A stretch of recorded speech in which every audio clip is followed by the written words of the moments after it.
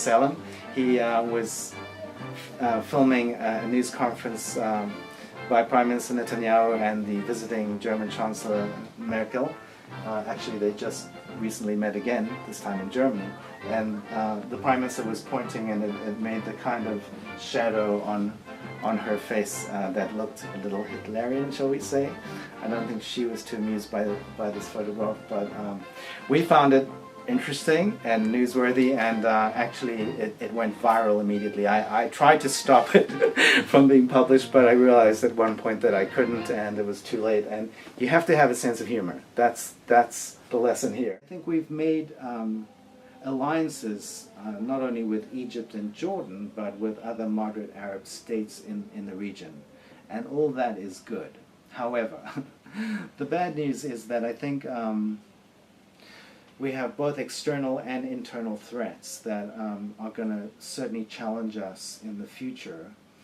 Externally, the Middle East is turbulent and inflamed. I think that we can already talk in terms of genocide. There have been maybe 500,000 people killed in the Syrian civil war over the last 5 years. And this has certainly spilled over, not just into the region, but to the world. There are hundreds of thousands of refugees, as you know, into Europe and elsewhere. And it's certainly not good for Israel, I don't think. I think the destabilizing Middle East and the increasing Russian involvement in support of Assad, who is an enemy of Israel, is not a positive thing for us. At the same time, the nuclear deal with Iran might have put on hold Iran becoming a nuclear power, but it certainly doesn't seem to be stopping Iran from sponsoring terrorist groups in the region, including Hezbollah and Hamas in Gaza, Hezbollah in Lebanon.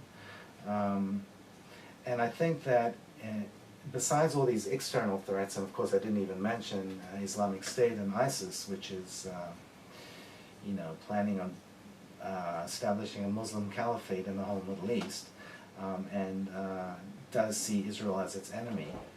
So we're surrounded by enemies, but I think internally as well, instead of uniting together as a people, there are too many divisions, and it's become a very polarized society, left and right, and not much in the middle.